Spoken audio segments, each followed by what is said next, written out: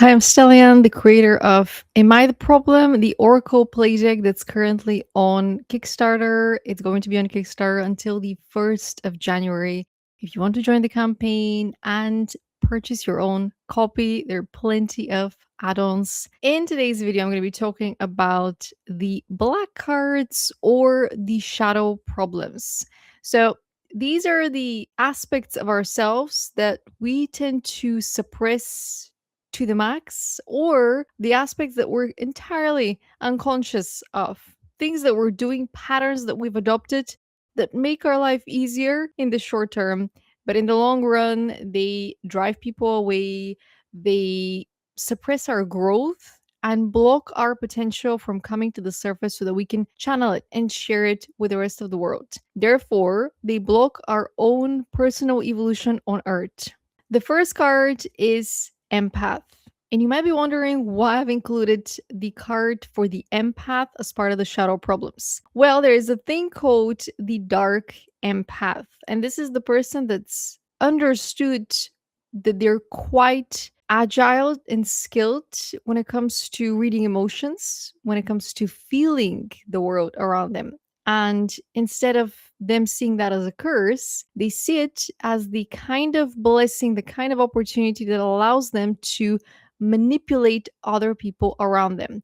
And this is the dark side of empathy, when people acknowledge that they're intuitive beings, that they have an emotional side to them that is quite sensitive, but instead of using that to make the world a better place, they are using their empathy as a shield, and they're relying on it as a way to get their way in the world. One is connected to one's identity and identity building. So empaths have a long journey ahead of them as the more sensitive individuals on Earth. Some people are more skilled when it comes to the level of their logic and their analytical abilities, and other people just have a way with their intuitive self that is more advanced.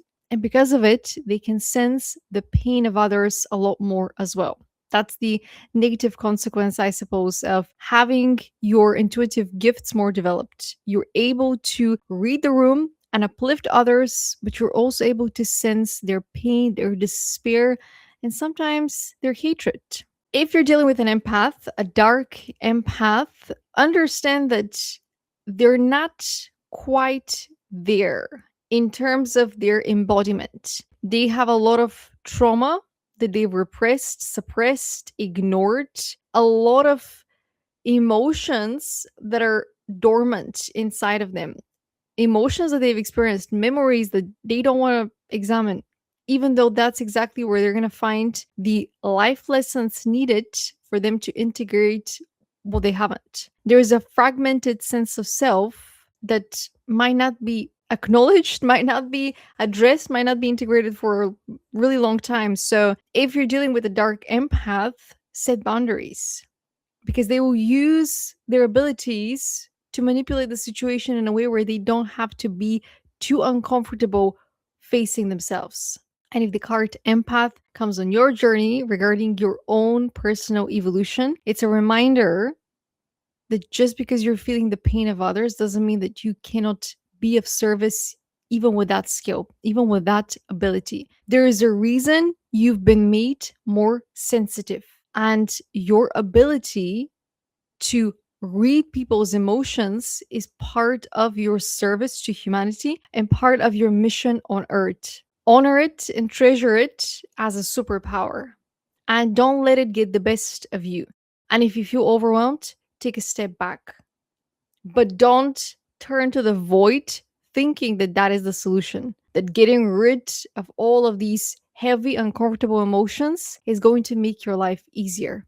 It's not. It's going to make you numb, and you're going to lose your spark. You're going to lose the joy, the zest of life. Even if, yes, you probably would reduce the amount of pain that you're feeling as part of your connectedness, but you're also going to reduce the levels of connectedness that you have with the world around you and with your own nature, with your own higher self. Card number 2 is the card for the player. 2 is the number for resources, values, material possessions. And so for the player, people are like possessions, people are like prizes, and they go about their days as if they're playing a game and as if they're missions to conquer and prizes to claim. And the missions to conquer are outwitting people, outwitting situations, and making sure that they're always on top. As for their relationship to people, they don't see them as equals as much. And maybe they don't even see themselves as entirely developed human beings that can be of service, that can supply the economy, that can supply the community, but rather they view themselves as this individualistic, selfish, ego driven individual that only cares about their needs. So the player archetype addresses somebody that is quite self serving. And anything that they can use, whether it's resources or people, that comes on their path, they're going to view it as if it's there to please them, to serve them. Therefore, they're not going to be emotionally available. They're not going to be mentally available, physically available to be of service to you, to be of service to the world. And that makes them quite selfish and it makes them quite ignorant and arrogant at the same time, depending on the type of player that you come across. Some players are the nice guys. Other players are quite off putting. Their aura is off putting. So they only show their charm to targets, to potential partners that they want to squeeze the life out of.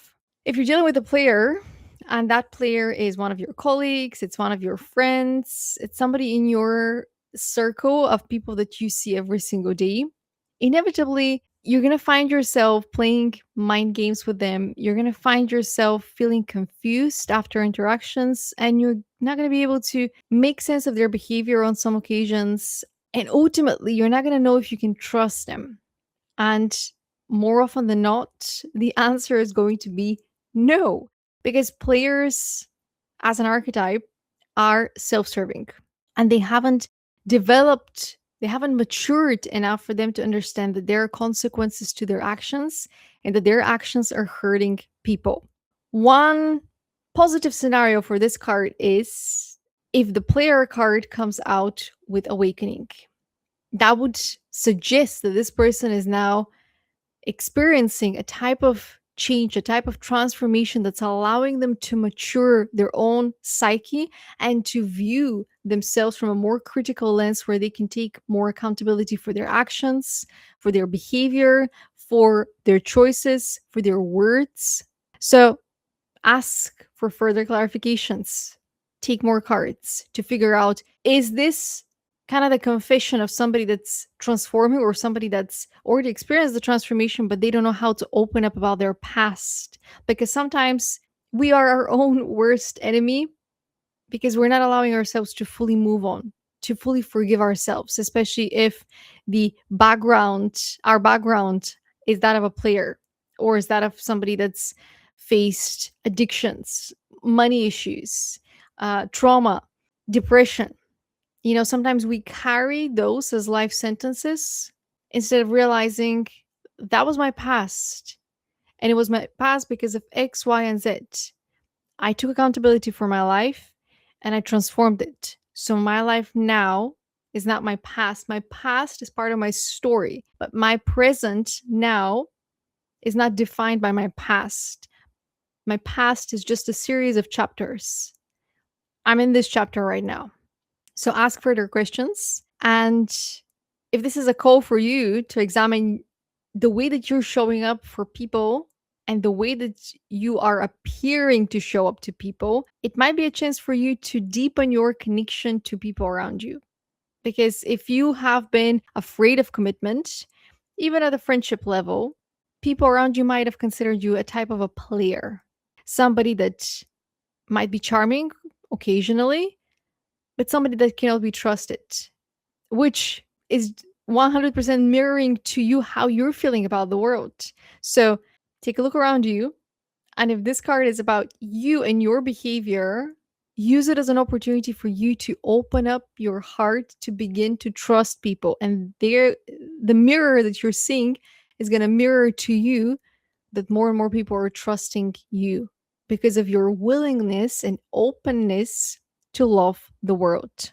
Card number 3 is the psycho card. So we're deepening the our exploration of the shadow problems, the shadow realm, but also our exploration of the psyche, the level of the more repressed and unconscious patterns. So, 3 is the number for communication, self expression. And psychopaths, similarly to sociopaths, they have a lot of communication that is not expressed. And maybe they're confused by their own thoughts, by their own desires. But the more this gap deepens between what they're actually saying to people, how they're actually communicating, and what's going on in here, the bigger the mess is going to be at the level of their mind, their psyche. And the more they're going to go further from what makes them human and turn into a more animalistic version of themselves because a part of them is repressed, a part of them is also confused and fighting what's happening inside of them. It's this huge internal battle that is happening, and some people lose that battle. Some people lose themselves in the battle and they become quite dangerous in society and quite dangerous to themselves, to the people around them. And overall, their life's progression ends quite early in life because they've lost the battle, this internal battle that is happening. So, at the level of the communication, it's important for people to find trustworthy spaces where they can share, where they can talk. I think a lot of the problems in society can be solved if we just had one person that we can talk to and really be able to share our inner world and to make sense of it with somebody else. And maybe, in early life, that's our teachers. Maybe that's special social centers that give space for young people to make sense and, and make sense of the entanglements that are happening at all levels, energetically speaking, mentally, emotionally. Some say that psychopaths are born, a little bit like some people say that leaders are born. I'm not quite sure if that's the case. Maybe psychopaths are created because of the societal pressure, expectations, conditions, the environmental impact, the trauma. It's a mixture of everything in one's early life that bends something inside the psyche, that shifts something in them that they cannot handle. It's like a tide that flips them, that turns them upside down, and they cannot rise anymore. And they're suffocating under that wave, under the weight of the world.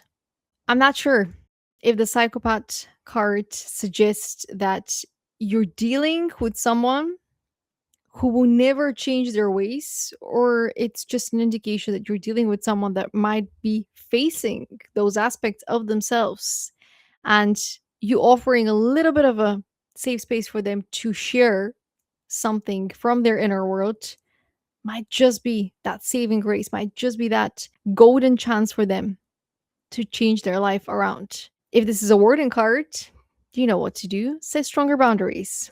And if this card suggests that there is some work that you need to do because you might have some of the traits of a psycho, examine your own behavior and examine if the environment around you hasn't been so harsh that it's pushed you in the direction of becoming a psychopath in your own life. Because once again, if we assume that psychopaths are created because of their prolonged exposure in environments that are unhealthy, that are stressful, something inside of us snaps and it's not irreversible. When you take a person with burnout out of the environment, out of the circles that made them burn out, they begin to heal. Their nervous system begins to heal. Maybe this is an examination for you to figure out, are there people in your environment? Are there aspects of your lifestyle that are pushing you to the limits, that have been pushing you to the limits for a really long time? and a part of you has snapped, and you are not even realizing how you're behaving, maybe in reckless ways, maybe in ways that you're just not proud of. And the same thing goes for the people around you. Maybe you started to notice that some people are just behaving in a very irrational way, and it's very easy to point a finger at somebody and blame them. But once again, you have to examine the entire environment, the entire system, especially when we're dealing with psychopaths. Communication can save lives. And in this example, if the psycho card comes into your reading, into your journaling, into your game, open up the space for communication and remain open to hear what needs to be said and ask for further cards. Card number 4 is the Shapeshifter card, and this one can have a positive and a negative meaning. In a more positive light, this card suggests that you're dealing with a person with a lot of depth. You're dealing with a person that has a multifaceted consciousness, a multidimensional consciousness. And so, depending on what assignment they're working on in this season, you might be seeing different aspects of them. But a couple of months pass, they're in a different season of their life, they're in a different chapter, and different aspects of themselves are coming to the surface. That doesn't mean that they're fake. That doesn't mean that they're a psychopath or a sociopath, that they're untrustworthy. It's just that they're innately a shapeshifter, somebody who's here with a multi passionate, multifaceted identity. That is kind of their service to the world, being this shapeshifter and using their ability to trust themselves, because it takes quite a lot of trust for you to actually embody the shapeshifter, the one that can sing, that can dance, that can paint, that can interrogate people, that then can hold discussions, interviews, but then can go onto the stage and start acting, and then they can go and plant the tree and organize and lead children, and then go and travel the world and then create maps. And that takes courage to trust yourself that you're not going crazy and not losing the plot, but actually that this is how you were made to be in this lifetime. So if you're dealing with a shapeshifter, prepare for a really interesting course of events that happens, maybe some interesting memories with them, or prepare to observe how their life goes into different directions, because that is how they're here to be of service. In the more negative interpretation of this card, you're dealing with someone that cannot be trusted because they're never honest. They take off one mask and there is another. And then they take that mask and there is another, because they've worked really hard to hide who they are. And maybe there is an aspect of them that doesn't know who they are. And who they are is just this set of parameters based on, well, we don't talk about this because this is a trigger topic, and we don't talk about that because that is a trigger topic. How can we create enough scenarios around that, or enough identities around that, to never having to talk about these topics, never ever having to be triggered? They have created a number of masks on top of each other to make sure that if they get cornered, they can do something about it so that they don't stay in that corner for a long time. Perhaps there is an interesting person beneath all the masks. Perhaps they've never met that person. And what you're seeing is the potential of who they might become, of who they could have been, but you're not seeing the person as they are, because they're not seeing themselves as they are.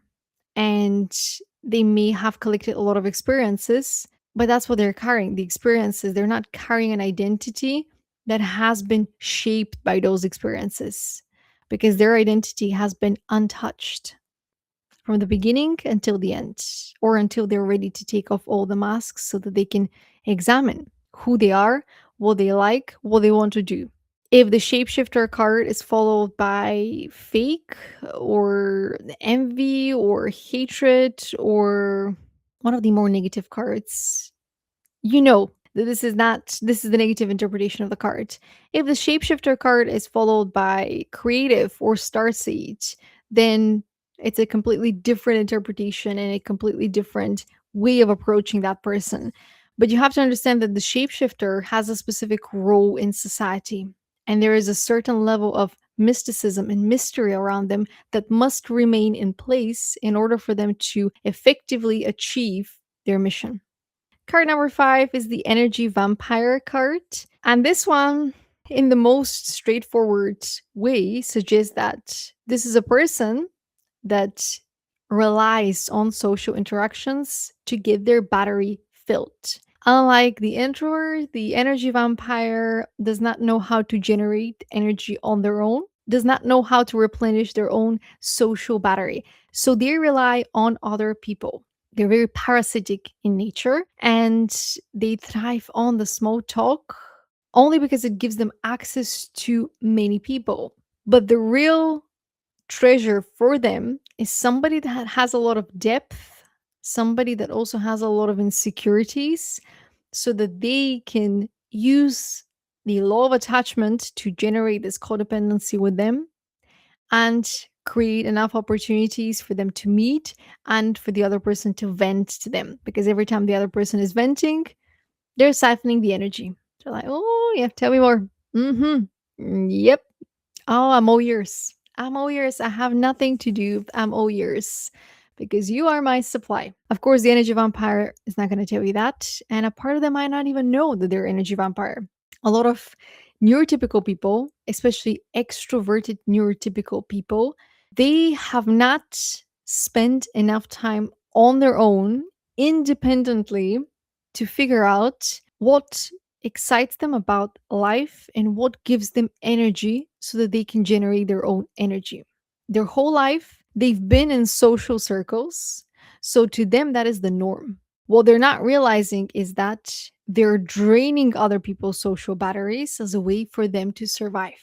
And in some cases, this is a little bit of the generational trauma where the grandparents pass it to the parents pass it to the children, and the children are doomed to pass it to the next generation unless one of them experiences their awakening or experiences some catastrophic event that moves their life in a different direction. Therefore, they begin to operate in different ways.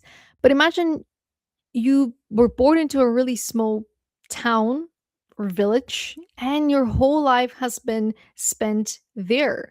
It's very likely that your understanding of the world and what's possible is limited to that little environment.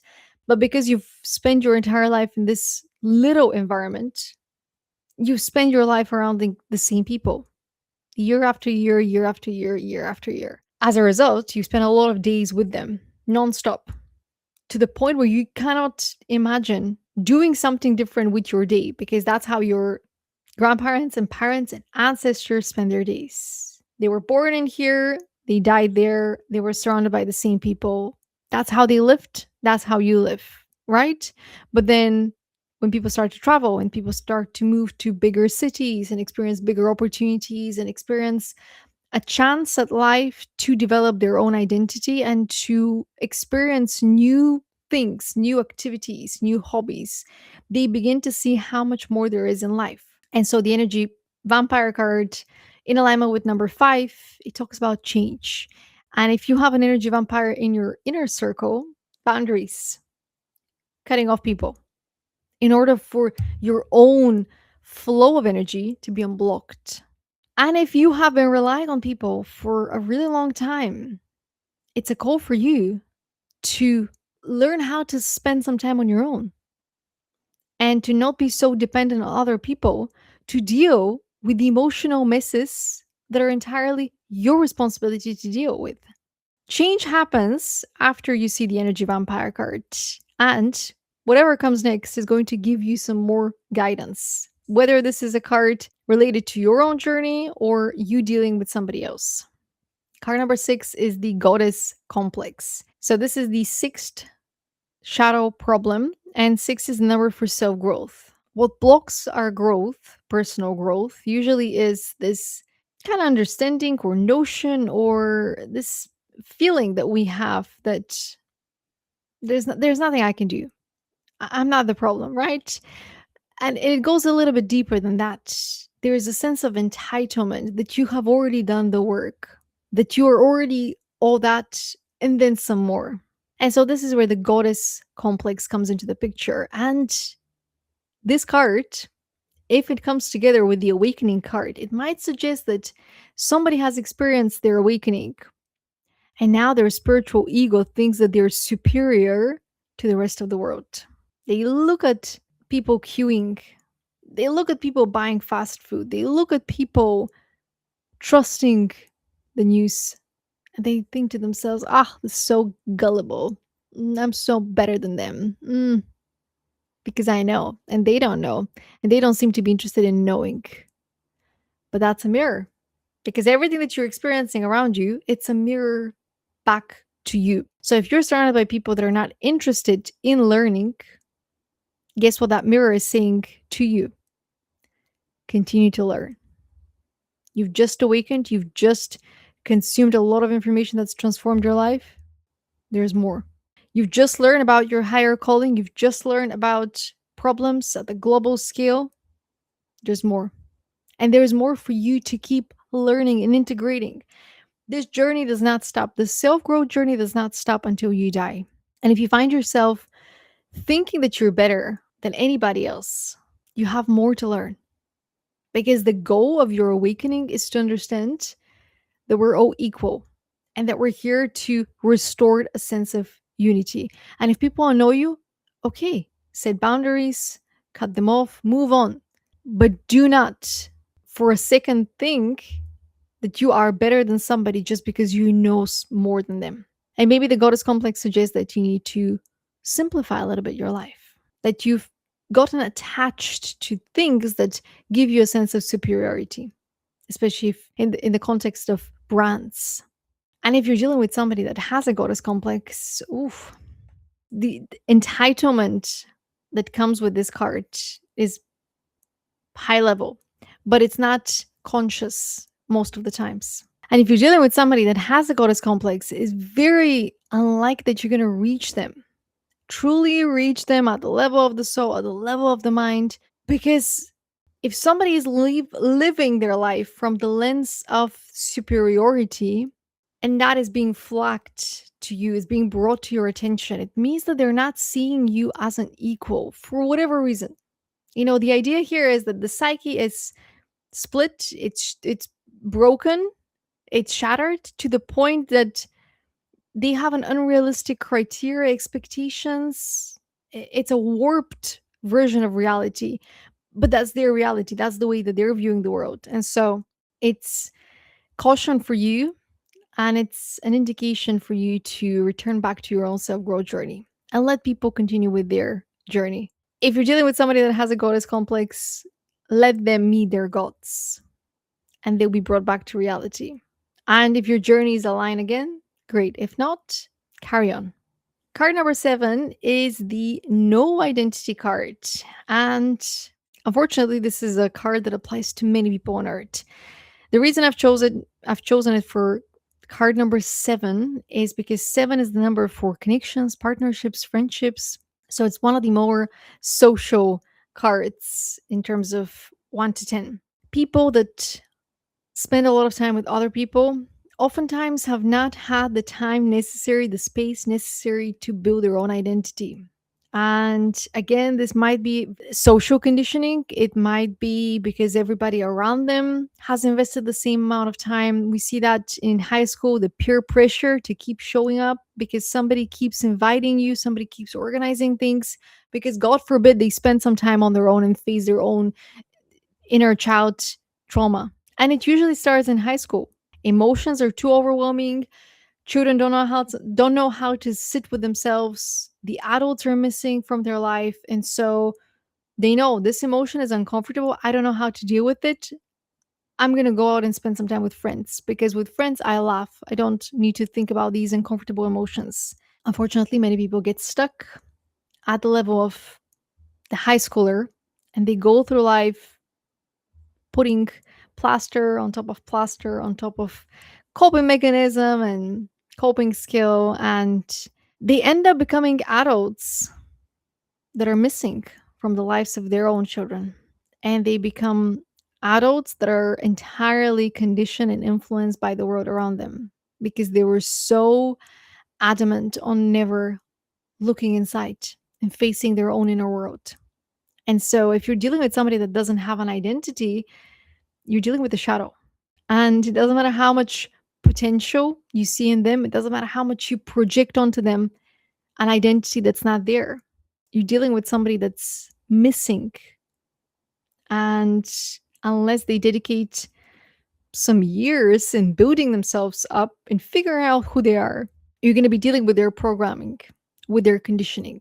And if this card comes regarding your journey, it's an opportunity for you to examine where have you been programmed and conditioned to behave like other people?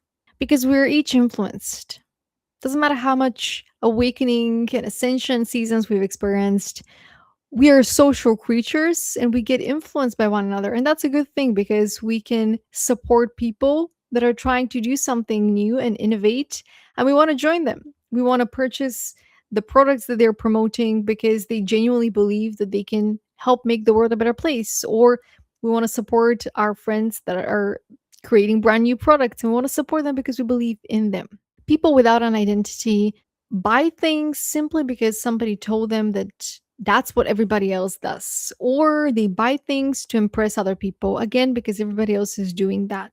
And so if there is an aspect in your life where you're more influence than other aspects, examine that. This is an opportunity for you to strengthen your own identity. And when you do that, certain connections in your life might fall apart, might disappear, because you're no longer going to need them to mirror back to you an aspect of yourself that you need to work on. Because that's how life works. Everyone is a mirror, the good, the bad, and the ugly. But if you're dealing with someone that doesn't have an identity, they haven't done the inner work. And again, you can imagine them to be someone that they're not. But if you remove the rose tinted glasses, you're going to see that's a ghost. Card number 8 is the abusive card. And here we're talking about a type of psyche split, fragmented self that is broken to the point of needing somebody to assist them. And abusive doesn't need to be just physically abusive. Somebody can be abusive in a mental setting, in an emotional setting, energetically, spiritually. Abusive people are weak. The abuse is what gives them power because they're submitting somebody else to their will, or they're making people around them feel smaller so that they can feel important. They can feel bigger. They can feel strong. If you're dealing with an abusive person, don't. If this is somebody that you are choosing to deal with because you think you can help them, that you can affect them, keep a distance, a safe distance, a healthy distance. I know friendships exist so that we can support one another, but when the psyche gets fragmented, when the psyche needs professional help, normal friendship might not be able to reach the person in the way that they need to in order for them to be healthy. The abusive card is also an opportunity for you to do an inner reflection. Have you been abusive in a relationship dynamic that has allowed you to play out some of the traumas that you've experienced because they feel like a safe space where you've snapped at them, where you've raised your voice, where you have withheld information because you were angry at them, but then you share that information later on when you were no longer angry at them because that's how your parents treated you. And on some level, you're still angry at them, but this is the person that's allowing you to play that trauma out with them in a safe way. Sometimes what makes people abusive isn't their violence, but it's the way that they're using their hatred to punish us, or using their words to punish us, or using their selective memory to punish us for something. Sometimes what makes people abusive is the unpredictability, or them lying to us, thinking that it's fun to see, to test our reactions.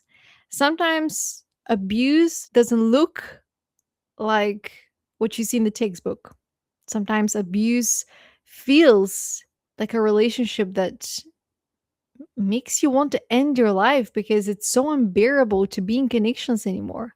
This is something that we don't get taught at school, that just because we've befriended someone doesn't mean that that relationship is going to last forever. And it's okay for people's paths to go in different directions. It should be part of the emotional intelligence development. Emotional intelligence should be part of schools. But we don't get taught how to view our relationships and not to determine our value based on the success of our relationships, because sometimes relationships are not meant to last. That doesn't mean that we have lost our value or that the other person has lost their value. What makes relationships abusive is when we overstay our relationship in a dynamic that is no longer healthy to us and it becomes abusive in that sense. So, in the worst case scenario, you are dealing with somebody that's violent. You are dealing with somebody that is spiteful in their words, in their actions, in their behavior. In the lesser interpretation of this card, you're dealing with someone that's kind of passive aggressive, they're lying, they're dismissive, they're gaslighting, abusive tendencies of narcissistic people that happen to be all over the place. Our society is filled with people with narcissistic tendencies, therefore abusive tendencies, because anything that is not love is tainted with a little bit of anger and a little bit of hatred and a little bit of violence and therefore a little bit of abuse. And sometimes we are the problem and we don't realize it. And that's why seeing the abusive card might at first catch you off guard. And you might be in denial at first, thinking that you are not the problem. But maybe, just maybe, open up to examine your own behavior, your own patterns, and figure out, have you been abusive in any way in any of your connections? And what can you learn about the way that you show up that you can do a little bit better so that you can channel a little bit more love into the world? 8 is the number for transformation. And so when we're dealing with abusive people, they block our transformation. And equally, when we are a little bit abusive in our behavior, whether it's passive aggressive or lying, we block our own transformation and we block other people's transformation by proximity.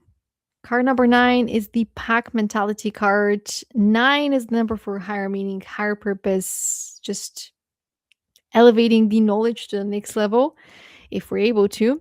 And people stuck in pack mentality often are unable to rise above their circumstances and they're often unable to overcome their own limitations. So they go through the same circumstances with different people in different environments because they're unable to break free from the pack mentality and truly channel their individuality and leave their own mark in society.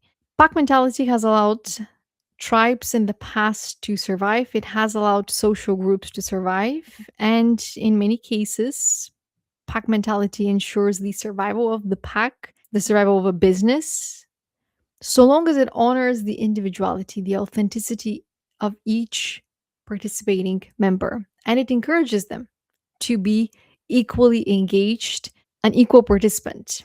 Unfortunately, when we have pack mentality in today's world, the individuality is often neglected at, you know, favoring the group, favoring the values of the group versus the individual values and what the individuals prioritize in their own life, which is not to say that, they prioritize their own needs, but rather maybe one of the participants in a group wants to support eradicating poverty. Another one wants to tune into the global warming movement and join that.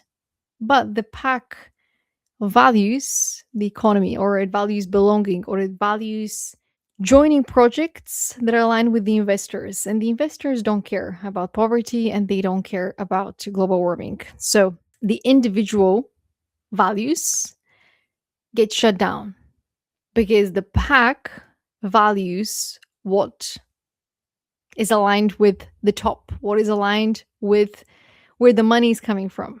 And oftentimes in friendships, the pack mentality is about status, it's about perception. And so if one of the members in a pack at a friendship level values something that the rest of the group doesn't value, it doesn't matter. which is where introverts tend to break free from the pack and focus on their own interests because to them that's survival. It's the survival of their individuality that's what makes introverts so interesting, so special, and such unique contributors to the world because the years that they spend developing themselves, getting to know themselves, or pursuing being of service, they bring such unique contribution to the world that whole packs cannot sometimes. Because packs tend to lose a lot of resources, a lot of time, and a lot of money in meaningless things. They tend to get stuck at the surface level a lot more than individuals on their own. And this is where the significance of number nine comes into the picture. Oftentimes, people stuck with the pack mentality and people stuck in a pack, people following the group versus thinking for themselves, they're unable to lead with their higher self. They're unable to grasp the higher meaning because they're so easily influenced by other people's perceptions. They're looking for other people's perceptions more than they are listening to their own inner guidance, and they seek the validation more than they seek their own inner will, inner voice, inner heartbeat almost. Does it feel good? They don't examine that. They look outside of them for that opinion, for that support, when it should be the other way around. Because I think what makes packs and groups and tribes powerful, it's when each individual has developed their own unique voice, identity, and they're able to be contributors. Otherwise, what are we doing? What are you doing? So if you're dealing with somebody that's kind of with a pack mentality, you're not dealing with the individual. You're dealing with everyone around them that has echoed their beliefs onto them. And it might be difficult for you to save them from the pack. I don't think it's your job to save them anyway. Maybe you can share your views and present them with an alternative perspective, but it's entirely up to them to leave the pack and pursue their own identity if they're ready, pursue their own purpose if they're ready. If not, let them. And if you have been wondering if a friendship group is no longer working in your favor, if a certain company even is no longer aligned with your higher meaning, higher purpose, higher self, this might be the sign that it's time for you to focus on your own self growth and to trust your intuition when it comes to your higher calling on earth. Last but not least, this is the 10th card and the 10th shadow problem, and the very last card in the initial deck of Am I the Problem? Control freak.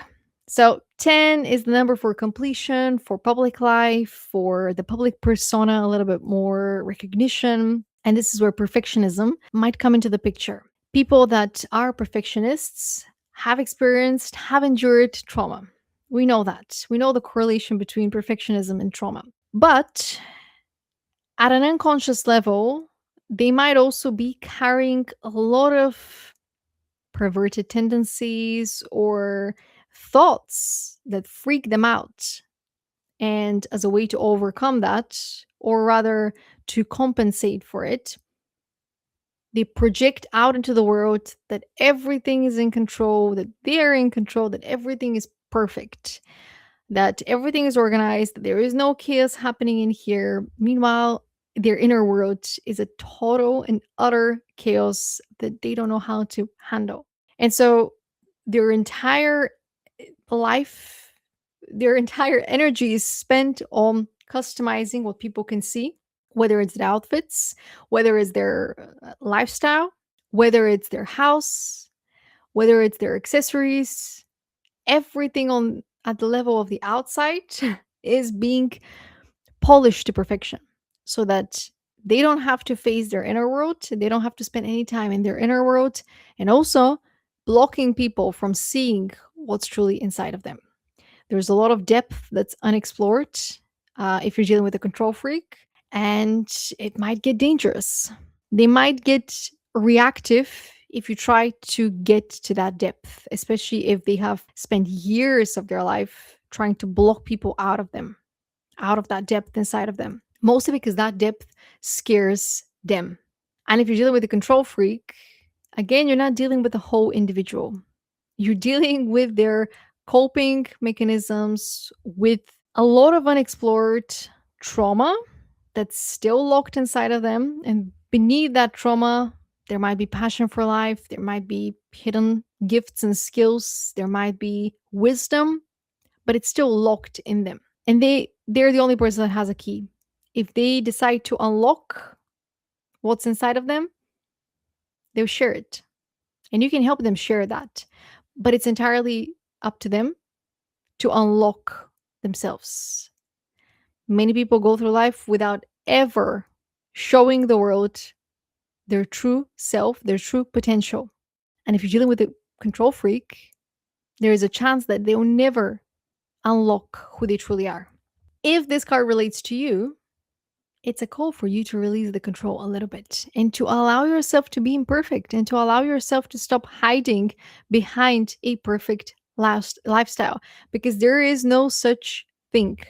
Following the latest trends does not make your life more organized and does not make your life more perfect, does not make your life more valuable, more relevant. It just keeps you distracted from what truly matters. And sometimes, the longer you play that game of participation in society, the further you go from your true self, from your inner child, from your higher self. And so, getting this card on your journey is an invitation to remove the unnecessary distractions, let go of the masks and filters, and show the world the real you because why would you want to be anyone else but yourself? Let people love you just the way that you are. There's only one of you, and it's time for you to share that person with the world. And if you feel like there is work to be done to polish that person, great. There are many people that want to support you in doing that work. People that will no longer enable the illusions and clap for the control freak that made sure everything was perfect. Because the enablers of those people, they're also hiding their true selves. And the world is losing on potential, on souls that are hidden beneath coping mechanisms for survival. We need you to shine unapologetically, you. As imperfect as you may be, you're perfectly created. And these are the last 10 cards of Am I the Problem? The Shadow Problems.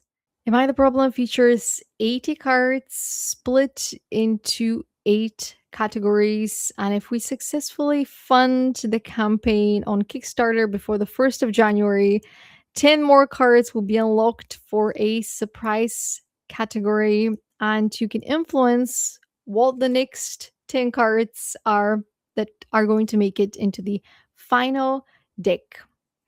Am I the Problem is my first Oracle deck, and I've made sure that it's as accessible as possible and as inclusive as possible to so that you can bring it at home with friends in the workplace. You can use it for daily reflection, for tarot and oracle messages, for channeling, and even a game of charades. Who am I? Ooh, energy vampire. How would you display an energy vampire without using words, right? There are a lot of cards that encourage open discussion, that encourage conversation around what makes somebody an empath or what makes somebody a dark empath or perhaps what makes somebody into a player and what does a player mean to you. So there are a lot of opportunities for conversations that help you expand your emotional intelligence, and this was by design. So if you're watching this video before the 1st of January, go on Kickstarter and join the campaign. And yeah, if you're watching this before the end of the year, happy holidays, and hopefully I'll see you in the campaign.